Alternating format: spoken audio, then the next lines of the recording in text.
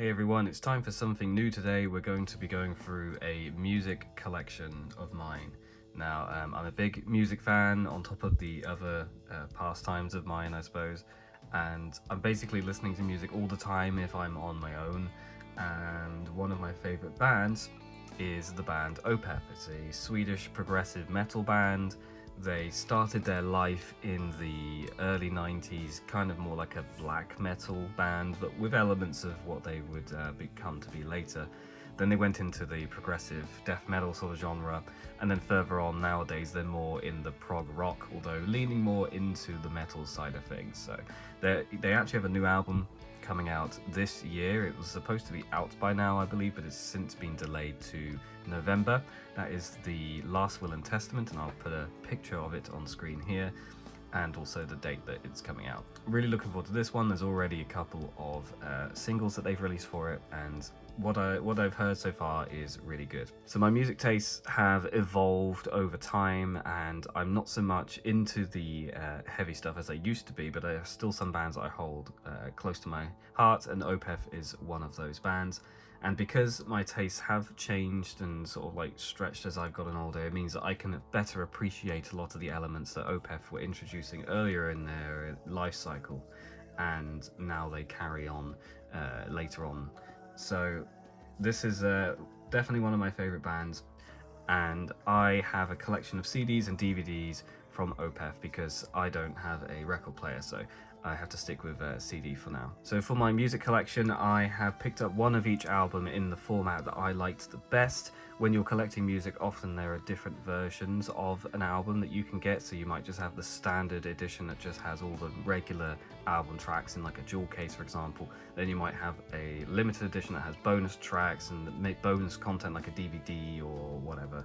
So I've tried to get my favourite version of each of the albums, and in some cases more than one version if I couldn't find my ultimate version.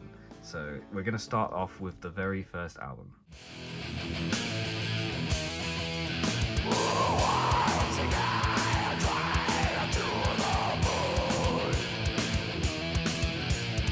Starting out, we have Orchid from 1995. This is Opeth's very first studio album, and it's also my least favourite, by quite a long stretch actually. There aren't many Opeth albums that I would choose not to listen to, but this is definitely the one that if I had to choose one to probably never hear again, it would probably be Orchid. It's not a bad album by any stretch of the imagination, but it's a lot more raw. It was obviously right at the start of their careers, and there's a lot of elements of just trying to be heavy for heavy's sake and being complex for complex sake and having long songs just for the sake of having long songs. So looking through the track list, we have In Mist, She Was Standing, Under the Weeping Moon, which is my favourite track on the album. Then we have Silhouette, Forest of October, The Twilight Is My Robe, Requiem, and The Apostle in Triumph, which is probably my second favourite track on the album. Finally, this is the Digipack version. I think it was a 2014 re-release, and that also includes the bonus track Into the Frost of Winter, which is a demo track. It's not properly produced, and it's not good, if I'm being honest with you. I wouldn't, well, maybe give it a listen if you're really, really into Opeth, but yeah, you will be skipping over it every time it comes up. So this was with Candlelight. So opening up and have a look, you've got a picture of the band there. We've got Michael in the middle, and over here we've got the CD itself with all the tracks. Underneath you have the pink Orchid himself. Very cool. And then in the booklet you've got lyrics for each of the tracks, plus there's kind of like pink orchidy imagery. Looks pretty cool. You got images of the band in the background as well. Then you have some words from the band as well. So it says, this album was originally recorded and mixed during 12 days in April of 1994 at Unisound Studios. So 1994 was when it was mixed. Songs were written between 1990 and 1994, but all recorded within 12 days. So yeah, that is album number 1 from 1995. It is Orchid. In the name of desperation, I call your name. next album is Morningrise from 1996. This, in my opinion, is a much better album than Orchid. I certainly can listen to this one. Yeah, this is a better album in my opinion. Comes obviously a year after the release of Orchid, and it's a very interesting album because it only has 5 tracks plus a bonus track, but it still is a really long-running album. In total, I think it still runs over an hour despite having only 5 tracks. So you can see in the track list you have Advent, which is 13 minutes and 46 seconds. You have The Night and Silent Water, which is 11 minutes. Nectar, which is 10 minutes and 9 seconds. Black Rose Immortal, which is 20 minutes and 14 seconds, which is Opeth's longest song. And To Bid You Farewell, which is 10 minutes and 57 seconds. There's also a bonus track of Eternal Soul Torture, but again, it's a kind of demo, it's not a fully produced song, and it's not a great listen, so I wouldn't necessarily recommend it. I do actually really like Advent. I think it's a really cool start to the album, and Black Rose Immortal is classic, but it definitely does drag on quite a bit. It's still probably my favourite track on the album though. I really like the artwork for Morningrise. I believe this is a park somewhere in the UK, so that's pretty cool. And I've seen pictures online of people who've gone to the same place and tried to take a picture that looks exactly the same, which is really cool. Opening up inside, you've got some pretty fuzzy pictures of the band. Then inside the booklet, you can see it's kind of green inside, which I find quite weird because it's not like this album is known for being green in any shape. It's all black and white, so interesting choice. But still, it's nice to have this version of the album. Again, this is with Candlelight Records, and it was the second of 3 Candlelight published albums. So that is Morningrise from 1996.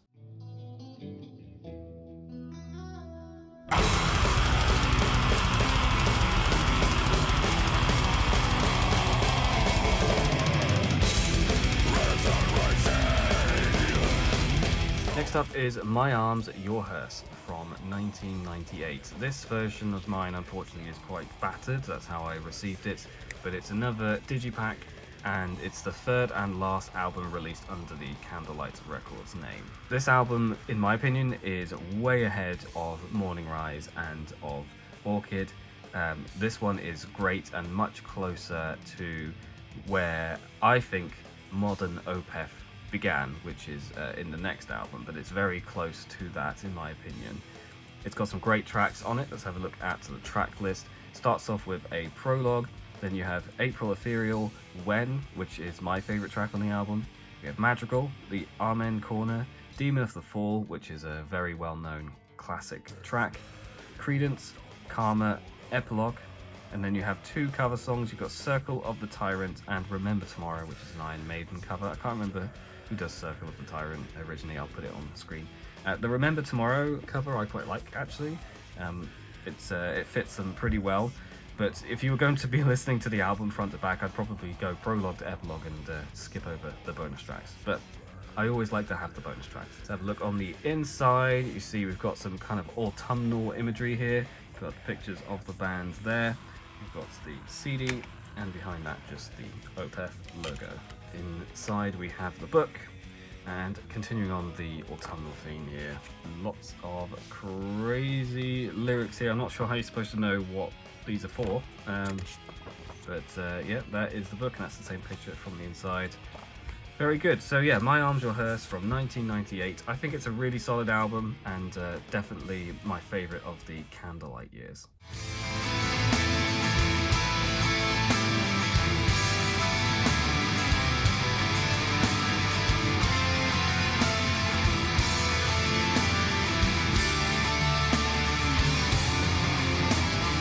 Now we're getting into the real stuff. We have Still Life from 1999. This is a lot of people's favourite Opeth album, and for good reason. It's a really solid concept album. It follows a story from start to finish, and it's got some really solid tracks on it, which are very well known in the Opeth fandom. It's also well known for the striking red imagery of presumably Melinda on the front crying. This is the remastered version. I think this is from 2008. Yeah, 2008, Peaceville Records. So we're away from the Candlelight's records and we're on to Peaceville. So Still Life, has some of the most well-known Opeth tracks on it, such as The More, which is a really moody, good start to an album. Godhead's Lament, Benighted, which is a really, beautiful track. You have Moonlapse Vertigo, one of my favorite Opeth tracks in general. Has a very, very cool introduction. Then we have Face of Melinda, which is a solid classic Opeth track. We have Serenity, Painted Death, and then White Cluster.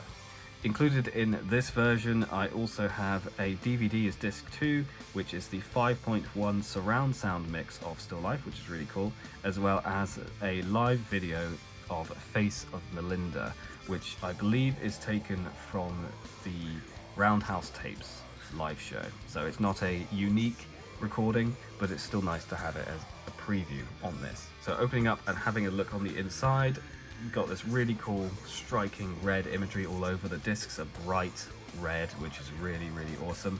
Here we've got disc 1, the stereo mix, the CD, so tracks 1 to 7, typical stuff. Underneath we also have just some buildings. In the middle we have the booklet with some pretty cool artwork. You've got notes on Still Life there, which is really nice when you get some stuff written by the band, which is really cool. That's written by Michael. And then here you've got some more imagery. This one is a great album for its imagery. It's a consistent theme throughout, the red of the town. You've got crosses, you've got people holding each other. It's a really, really cool booklet. Really, really like this one. And then on the back we have disc 2, which is the DVD, which includes the surround sound mix of the album, so tracks 1 to 7, and then you have the Face of Melinda video as well. So that is Still Life from 1999.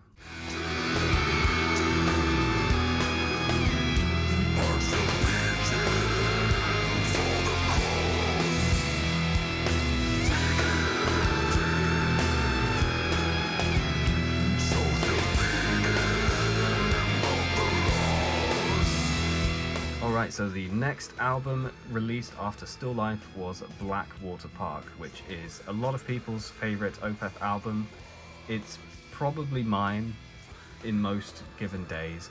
I do chop and change depending on what mood I'm in, but Blackwater Park is definitely a solid S tier for me. Now I actually have multiple versions of Blackwater Park, so this here is the original release, but it comes with bonus tracks. So you can see the sticker here says limited edition 2 CD set featuring bonus tracks and video.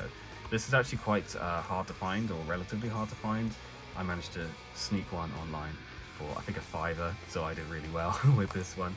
But this album version includes disc 1, which is the full album from front to back, and then you have disc 2, which includes 2 bonus tracks, Still Day Beneath the Sun, Patterns in the Ivy 2, and the video for Harvest. So Blackwater Park is a well-known album for its sort of like moody atmosphere and its themes.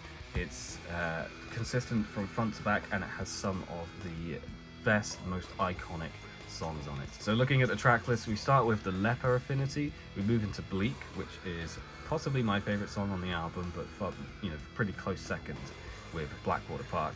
We have Harvest, which is a very different style of song, in the same way that Face of Melinda and Benighted were quite different, weren't really like metal style from Still Life.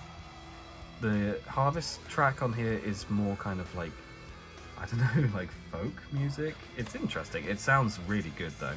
Then we have The Drapery Falls, which is a perfect like moody track. We have Dirge for November, The Funeral Portrait, Patterns in the Ivy, which is like it's an instrumental track leading into Blackwater Park, which is this epic long track with amazing instrumentation, a really, really long intro, and an awesome finish. So really, really love Blackwater Park. Then as I said, disc 2, you've got 2 new other tracks, Still Day Beneath the Sun, Patterns in the Ivy 2. I've not listened to these 2 that many times. They don't get remastered regularly, so when all the newer versions of the albums tend to exclude those 2. And then the video for Harvest, which, is fine. Opening it up on the inside, we have the booklet over here. Now there's different cover arts for Blackwater Park depending on what version of the album you are looking at. So this is the version from the original release. Inside you have lyrics for the various tracks, and a picture of the band at the time, and then some personal notes. Interestingly, they don't have the lyrics for the bonus tracks. Then underneath that we have disc 1, which is tracks 1 to 8.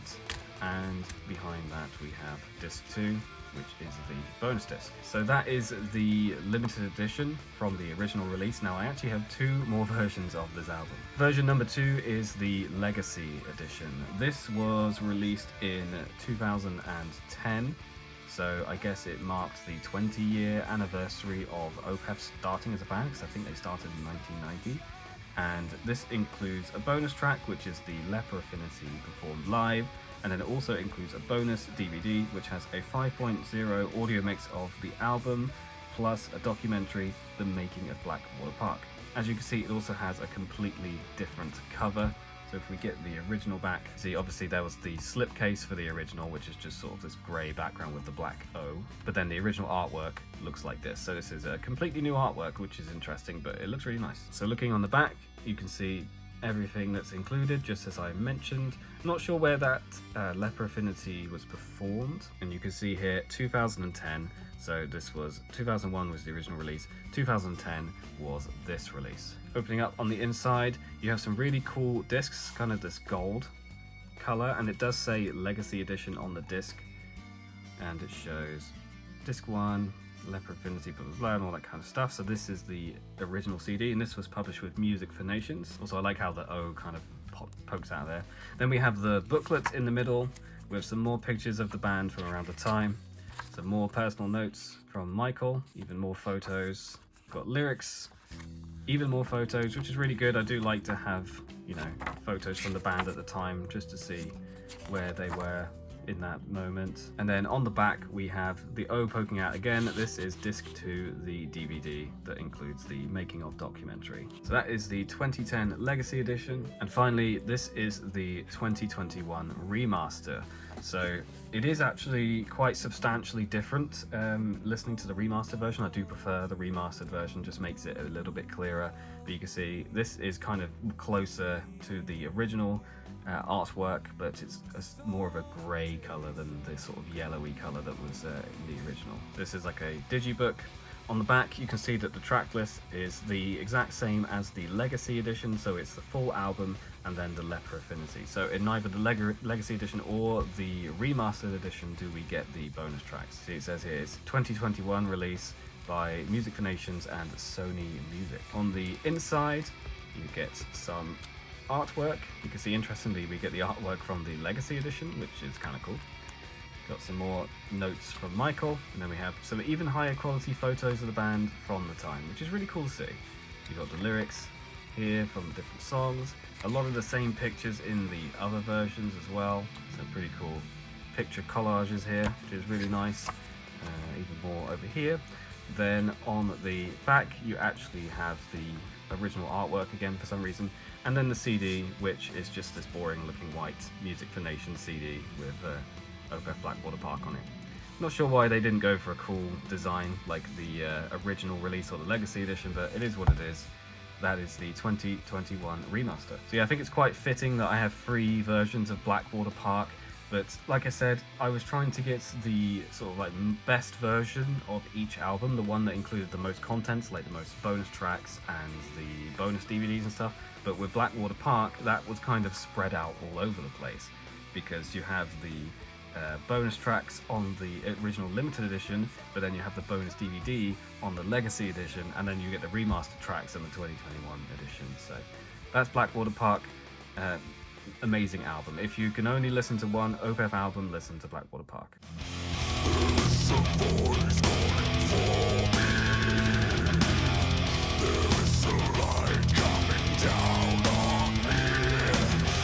Coming up next, we have Deliverance from 2002. This is a very heavy album, and it was actually recorded at the same time as 2003's Damnation, which we'll be going over next. Deliverance and Damnation was meant to be a double album, where Deliverance was going to be the very heavy side and Damnation was going to be the lighter side, kind of two sides of the same coin.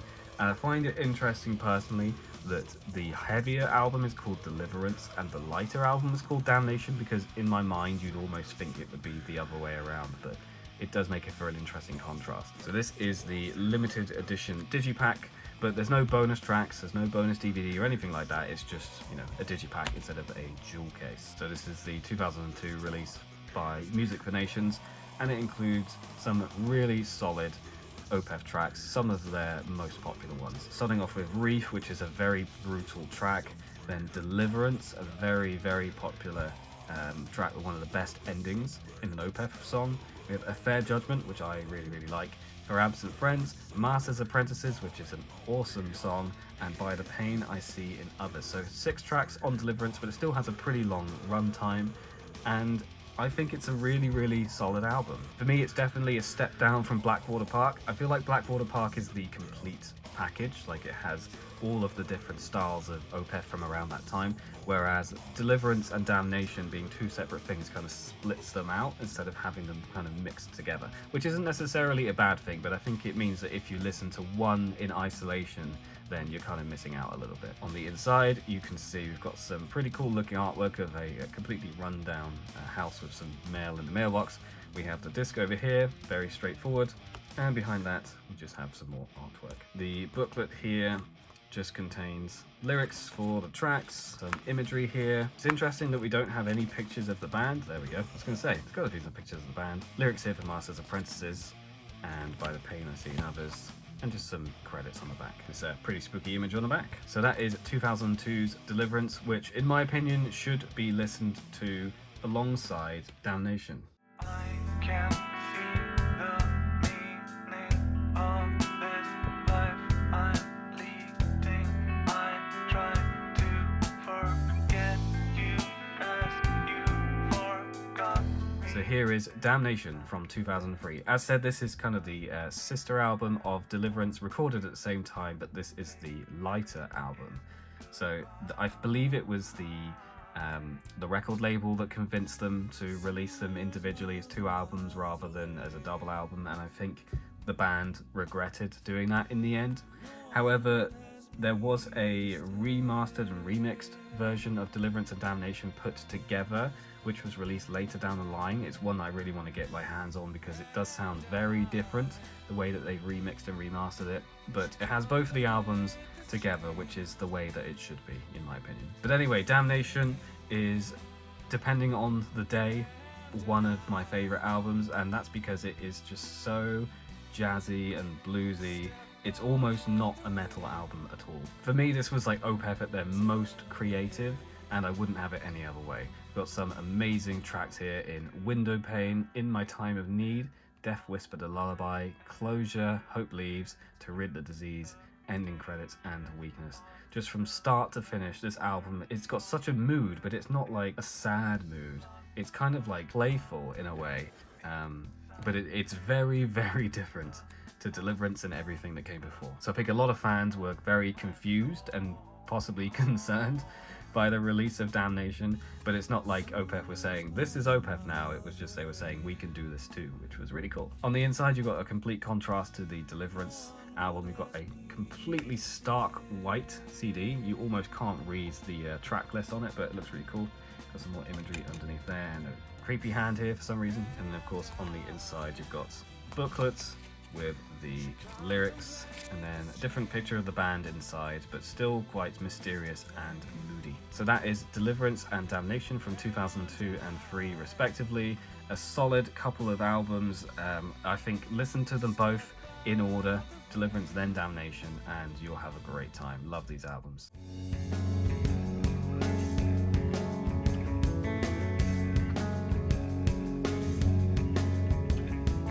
Okay, time to pivot slightly. Between the Damnation album and the follow-up of Ghost Reveries, Opeth released a live album called Lamentations, which was live at Shepherd's Bush Empire in 2003. Damnation was released in April of 2003, and the Lamentation live show at the Shepherd's Bush Empire was recorded in September of that year, and then this was released in November.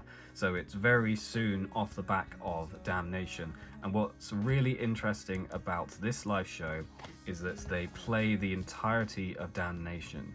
So starting off with Window Pane, In My Time of Need, you have Death Whispered a Lullaby, Closure, Hope Leaves, To Rid the Disease, Ending Credits, and Weakness, although they do also play Harvest from Blackwater Park in there, which I think actually fits with the sound of Damnation really well. But I do find it weird that they decided to put Harvest before Weakness. I would have probably done it the other way around, but you know. And this is a really interesting live show to watch because they play 9 tracks of sort of mellow, jazzy blues music, which is completely different to the sort of stuff that people were going to their live shows to watch previously. So it's interesting to see how the audience reacts on the quieter tracks, especially Weakness. On the Weakness track, which is very, very quiet, you can just hear the crowd kind of like shouting in between, and it's almost as if they really don't understand what the band was going for. But they're performed very, very well, and it's a really interesting watch and listen. After the first set, which was the Damnation set, they then moved on to a much heavier set with fewer tracks but longer tracks. So they started off with Master's Apprentices from Deliverance, The Drapery Falls from Blackwater Park, Deliverance from Deliverance, The Leper Affinity from Blackwater Park, and A Fair Judgment from Deliverance. So they only played tracks from Damnation, Deliverance, and Blackwater Park at this show, which is quite interesting, but it's a really cool snapshot of where the band was at this period of time. It also comes with a documentary, which is the making of Deliverance and Damnation. You can see this is just the DVD release. I did not get the CD. I don't know if they even released a CD of this in the UK. I believe they did in America, but it was just a DVD release at the time. Either way, you know, I still listen to this, break it down into audio tracks. Got this booklet here, which shows you the set list over here and what else is included, who is in the band. You've got some writing here from Don Lawson, I guess that was their manager maybe, and then people that worked on the show, the sound engineer, production assistant, and all that kind of stuff. So yeah, the Lamentations DVD, it's very affordable. I think I picked this up for like £2, and it's an excellent live show. If you're a fan of Damnation and Deliverance, then you need to see this. It's great.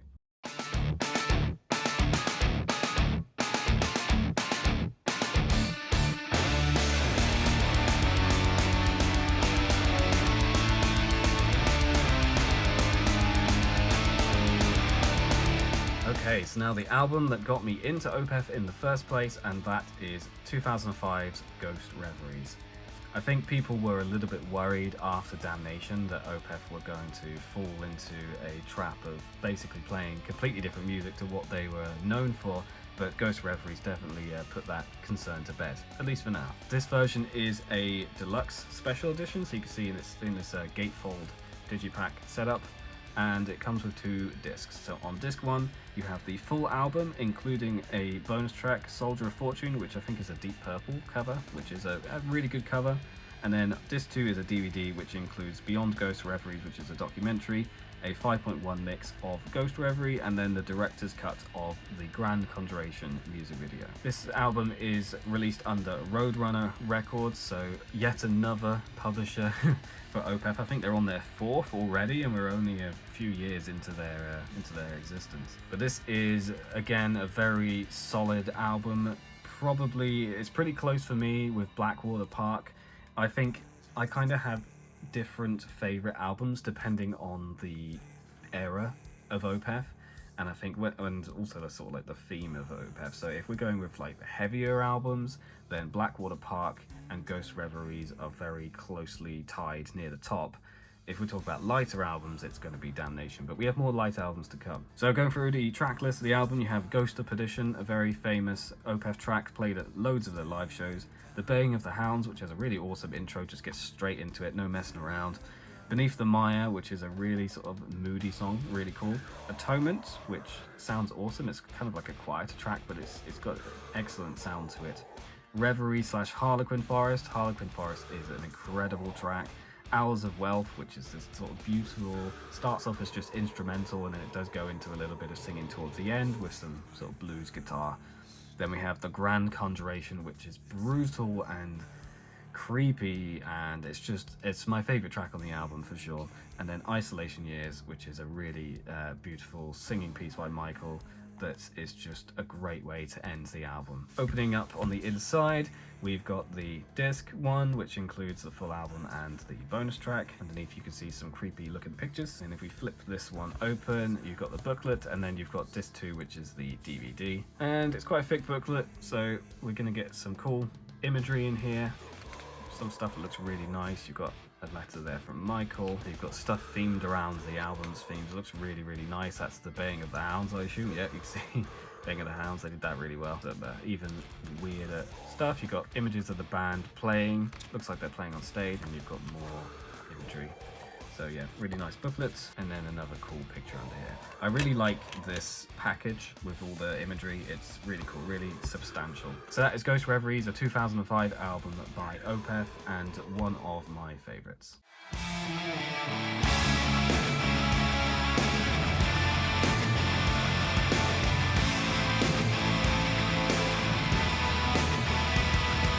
Next up we have another live album, and it is the Roundhouse Tapes. The CD version of this originally released in 2007, and then the DVD was in 2008. This is both of them combined, so it's a package that includes both the CD and the DVD version. So this live show was recorded during the Ghost Reveries tour, and it includes a really awesome mix of songs. Whereas the Lamentation live show focused mostly on Damnation and Deliverance with a sprinkling of Blackwater Park, which were all released within 3 years of each other, to be fair. This live show instead has a huge range of songs that they played, which is really cool, both old and new. So despite being on the Ghost Reveries tour, the only song from Ghost Reveries that they play here is Ghost of Perdition, which if you're only going to play one, that's probably the one you're going to play. They start off the show with When, which is, as I mentioned before, my favourite song from My Arms, Your Hearse, so I think that's really awesome.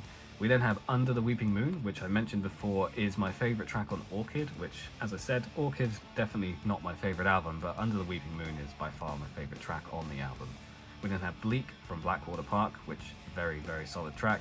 Face of Melinda from Still Life, which is super awesome to mix things up a little bit quieter. We have The Night and the Silent Water from Morningrise, so that's pretty interesting. Then we have Window Pane from Damnation to once again mix it up. We have Blackwater Park from Blackwater Park, and then Demon of the Fall closing us out from My Arms, Your Hearse. So yeah, really cool that they played tracks from basically every single album except for Deliverance up to this point, so that's really cool. So opening this one, on the inside we have the double CD and then the DVD. So here is the CD slipcase, so another digibook very similar to the Ghost Reveries limited edition, and you can see on the back we have the track list. Disc 1 has tracks 1 to 6, and then you have 1, 2, 3 of disc 2. So it's only 9 songs that they played, but they are very long songs, so you're still getting your money's worth. Also got this really cool design of the band playing. Looks really nice. On the inside you have some imagery, which looks really nice. You have here disc 1, very solid disc 1 in my opinion. We have the booklet in here. I find it interesting that this was released under Peaceville Records, when Ghost Reveries was released under Roadrunner, and the next album is released under Roadrunner, so I don't know what's going on there. Here we have images of them playing. So there's Michael, Peter, the other main guitarist, Martin Mendez, the legend, Per Wiberg, who I think was the keyboardist for the band at the time, and then finally Martin Axenrod, who was the drummer that joined the band at this time. In the other side you just have disc number 2 and some more imagery. So that is the CD. Then this is the DVD, so a much smaller digipack, but it's all of the same tracks. But we also have interview with the band, fan interviews, sound check, and photo gallery, all of which is really, really cool. The fan interviews is really cool because this being in the UK, which is obviously where I'm from, it's interesting to see what people thought about Opeth at the time in my country.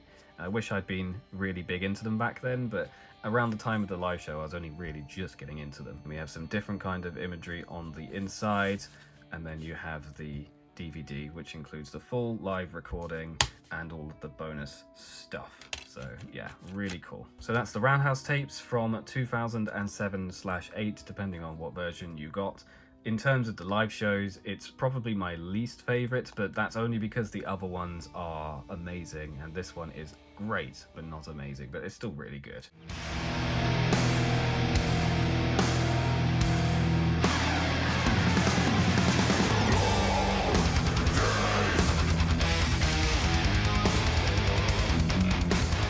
moving back to studio albums, we have Watershed from 2008.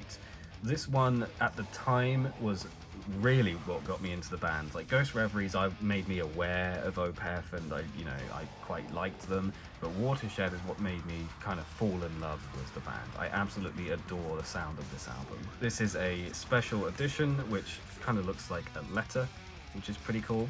And on the back, you can see that it includes 2 discs. We have disc 1, which has the full album from tracks 1 to 7. And then you have disc 2, which is a DVD, which includes the rehearsal tapes, which is kind of like a behind the scenes sort of thing. You have the 5.1 mix of Watershed, and then you also have 3 bonus tracks. You have Derelict Herds, which is an incredible bonus track. It should have been on the main album in my opinion. Then you have Bridge of Sighs and Den Standigaizan, which are cover songs, which are both also really good. So opening up our envelope to see what we have inside. So we have the booklet. First of all, this is what the album artwork is supposed to look like, and you've got this kind of green design to everything. Got this really cool background stuff. You've got like trees and silhouettes of creepy looking guys, people shaking hands, wearing suits, and yeah, pretty cool booklet with some cool imagery. Underneath that we have the CD, which includes all of the tracks on the main album. So the album starts off with Coil, which is kind of like an intro track, which is very understated, and also has vocals from a female singer as well as Michael, which is pretty interesting. It's the only Opeth song, I believe, with female singing vocals on it. But then that then goes into Air Apparent, which is one of their heaviest tracks. It's so like meaty and just hits you right away as soon as you hear it. Great track. The Lotus Eater is super complex and progressive, a really awesome track. Burden is, it sounds like the most made for radio sort of track, but that's only if you listen to the radio edit, which don't do that. The radio edit cuts out all of the good stuff, basically. It's kind of like a love song, and it sounds really, really good. Porcelain Heart is really cool. It's kind of like heavy and progressive. Then Hessian Peel is like a really great track, really atmospheric. You've got sort of strings in there, and you've got the acoustic guitar, and you've got the heavy bits, and yeah, it's awesome. Hexomega to close out the album is not my favorite track on the album, but it certainly is a great closer, and I think it's a very tight album with some really good tracks on it. And that's what the disc looks like, nothing too special. Again, this was published by Roadrunner. Then underneath that we have the bonus DVD. Interestingly, they have the artwork for the Mellotron Heart single on the back of it, which I thought was interesting. And there's the bonus DVD with the extra stuff and the bonus tracks. I gotta say, I'm not a massive fan of bands putting bonus tracks on DVDs and Blu-rays, because that makes them harder to get. Like if you're trying to rip your CD to put it on your computer or put it on your phone or whatever, then having to rip audio tracks from a Blu-ray or DVD is just a massive pain in the ass. But anyway, that is Watershed from 2008, released after the Roundhouse Tapes, but yeah, I think it's a really, really solid album. I really like this one.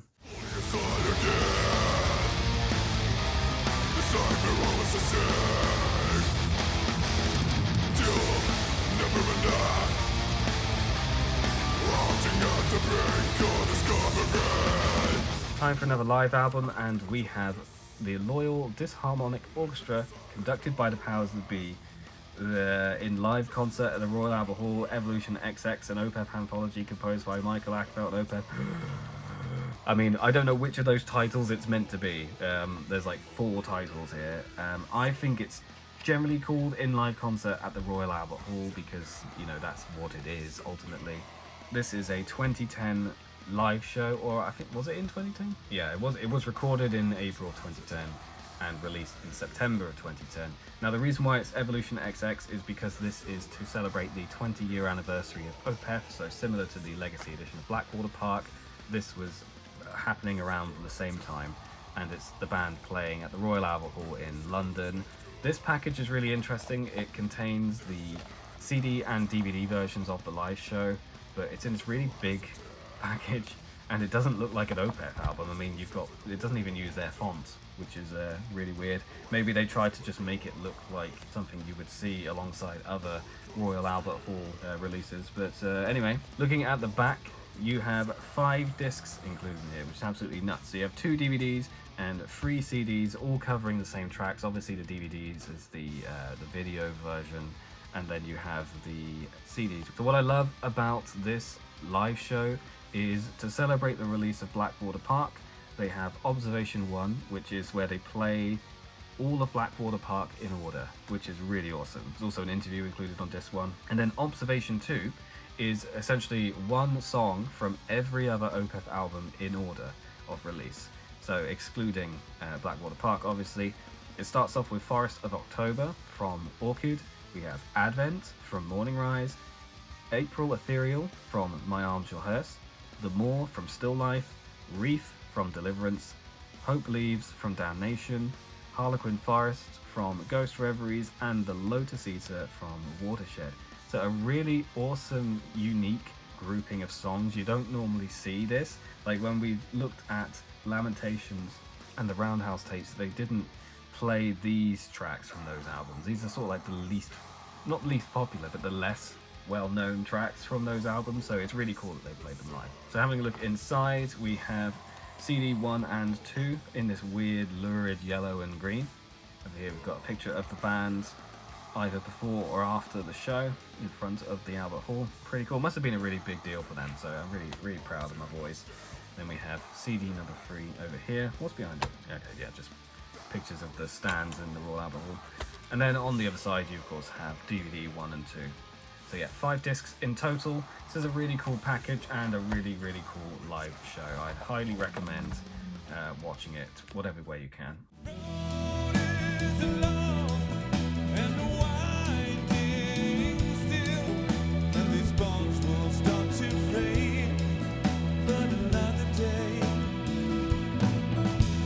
Alright, moving on to when Opeth became a little bit controversial, and we're looking at Heritage from 2011. So it seems as though Opeth kind of fell out of love with their style of progressive death metal and had decided to move more into a progressive rock / metal sound.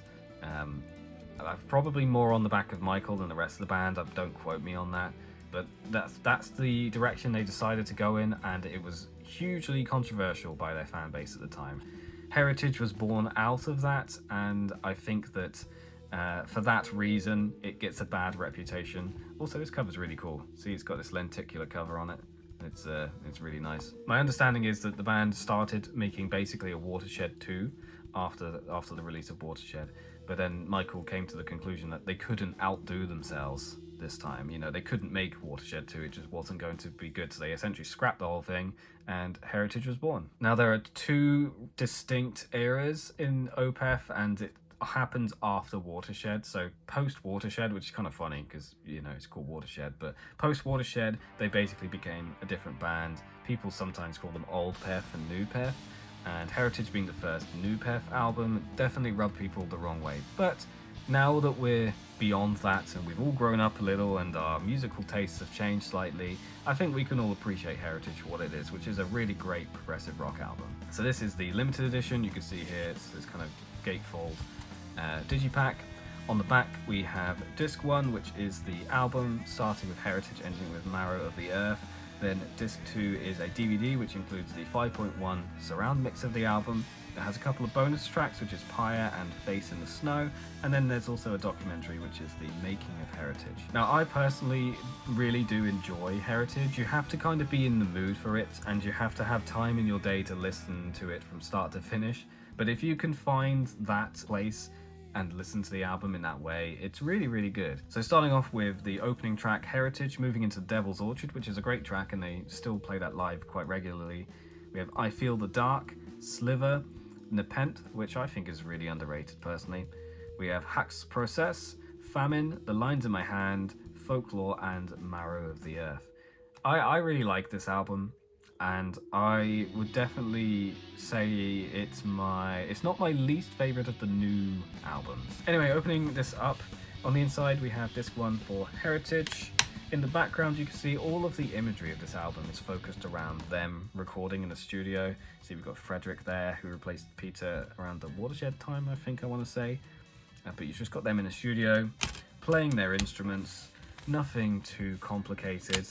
They just got back to basics, them and the music, and you know, good for them. If this is what they needed to do to keep the love of music alive, then I'm all for it. We also have here a booklet, which again, lots of pictures of the band doing their thing, and then just a few lyrics there.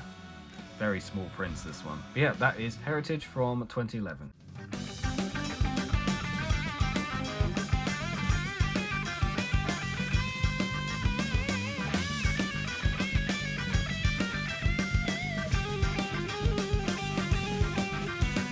After Heritage, we got Pale Communion in 2014. So they kind of took a few years, I think, to bed in their new sound and to find what they wanted to do. And that kind of birthed Pale Communion, which personally is my favourite of the 4 most recent Opeth albums. Presumably that's going to change when The Last Will and Testament comes out, because the tracks I've already heard from that album are really, really good. But Pale Communion, in my opinion, is the perfect sound of the vision that they were going for. This is the deluxe edition, which is quite beat up, to be honest. Obviously you can see it's quite ripped on the sides, and there's a sticker on the front that's completely peeling off. But the deluxe edition includes the full album from start to finish, so from Eternal Rains Will Come to Faith in Others, and then it has a second disc, which sadly is a Blu-ray, which is kind of cool on the one hand, because it's like, you know, oh, it's a Blu-ray. But on the other hand, it's like, there's bonus tracks on the Blu-ray. Ugh. I had to get my friend to help me extract them. It was a right pain. But anyway, on disc number 2, we have here the Pale Communion 5.1 mix, as is often the case with these bonus albums. Then we have Solitude, which is it Black Sabbath cover, I want to say? And then Var Kommer Banan In, which is a Swedish song, which apparently is very popular. But those are live covers of those songs, but they sound really good. They're produced really well. I couldn't find them anywhere online other than sort of like bad quality YouTube videos. They're quite rare tracks, so I was really happy to get this. On the inside, we have artwork. You can see it's kind of gone for like a religious look, which I think is quite interesting. And then in there, we have the CD and the bonus Blu-ray. Pretty cool imagery on the inside of sort of like paintings, almost like it's an art gallery. Then we have the booklet, which has lyrics in this kind of medieval style on the inside, which pretty short and sweet, gets straight to the point. So that is Pale Communion from 2014.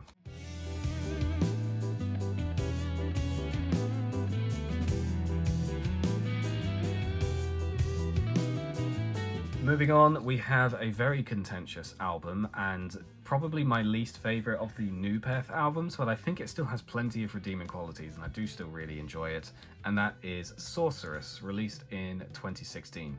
This one was actually released under the Nuclear Blast label, so this was their departure from Roadrunner, who they'd been with for quite some time. I mean, their first release under Roadrunner was Ghost Reveries, which was in 2005, and then their last one was Pale Communion in 2014, so they must have had like a 10-year contract or something with Roadrunner. But anyway, Sorceress, on the front you've got a picture of a peacock with blood on his nose or beak, and you can see like skulls and sinew and just dead stuff underneath him, which is pretty messed up.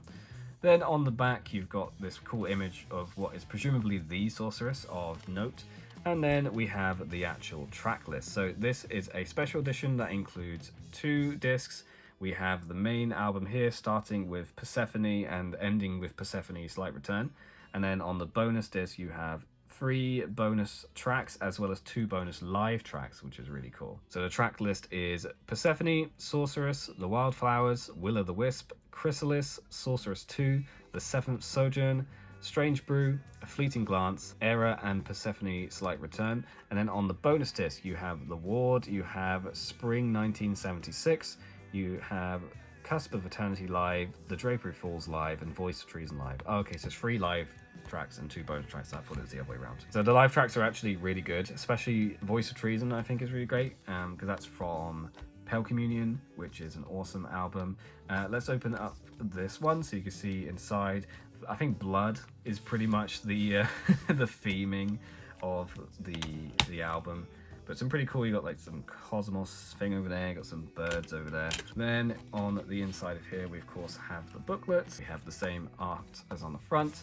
And in there we have lyrics and pictures of the band in this kind of weird medieval style, which is pretty strange. Worth noting that at this point, the band had been pretty solid. It had been the same members since Watershed, and they would continue to be the same members until very recently, I think in 2023 or 2022, they said goodbye to Martin Axelrod and the drummer and replaced him with someone else. But it's still the main band, which I think makes it a more sort of like cohesive experience. Anyway, Sorceress from 2016, a cool album, not my favourite, but not my least favourite.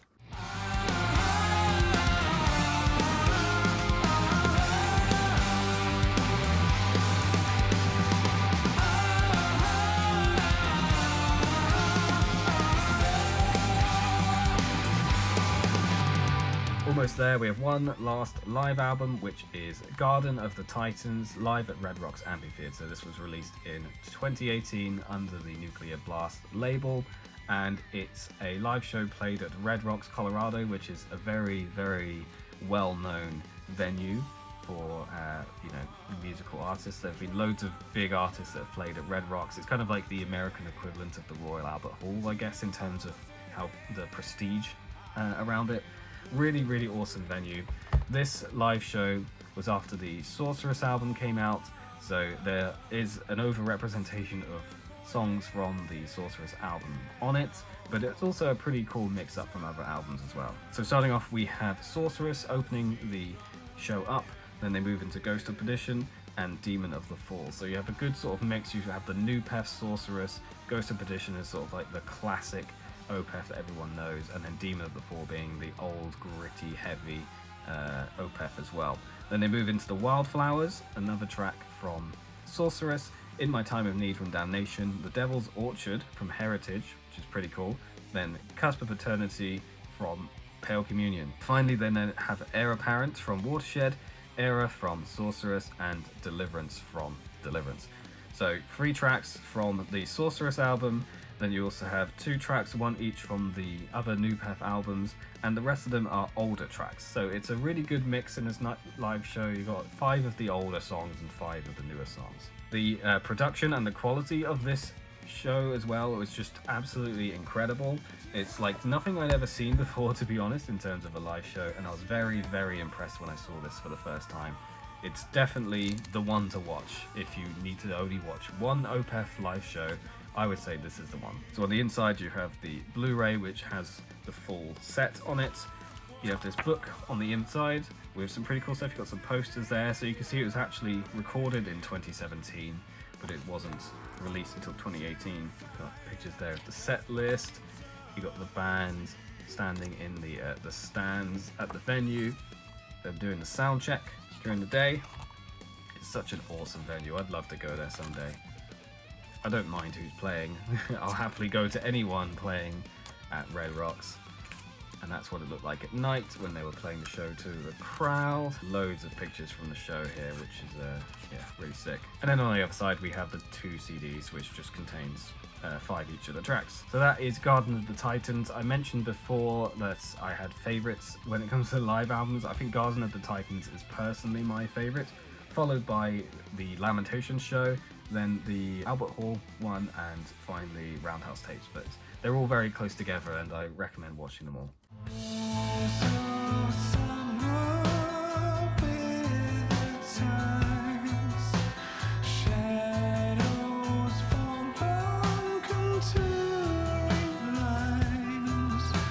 Finally, we have the most recent Opeth release, not including Last Will and Testament, obviously, as that one hasn't come out yet, and it is In Cauda Venenum.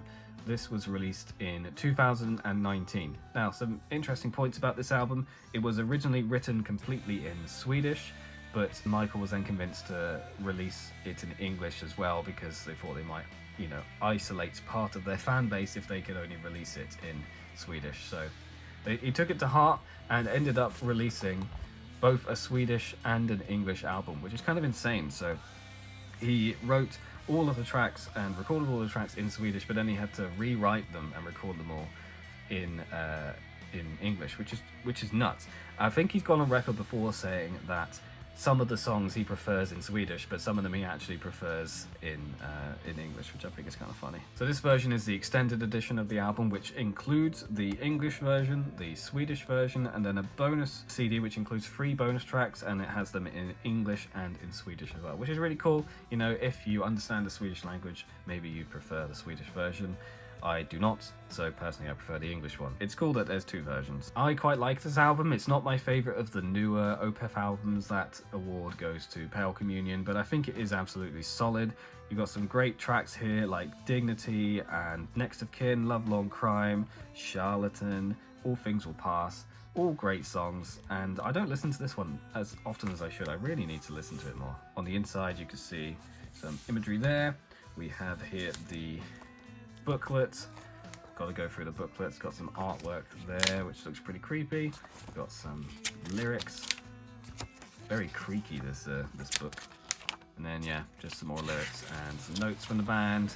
Nothing to write home about. And then you have 3 CDs, all in the same sort of design there as Garden of the Titans, which is a shame. And Sorceress, for that matter. So it's another Nuclear Blast release. It says Atomic Fire. I don't know, maybe that's for the re-release. I'm not sure.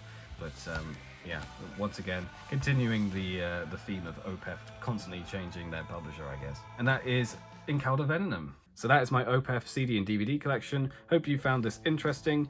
Do you like Opeth and have you listened to them before? I'd definitely give them another try if you've given them a chance, but you know, want to see what they're like. They're a great band and one of my favourites, I think. So that's everything for me today. Thanks very much for watching.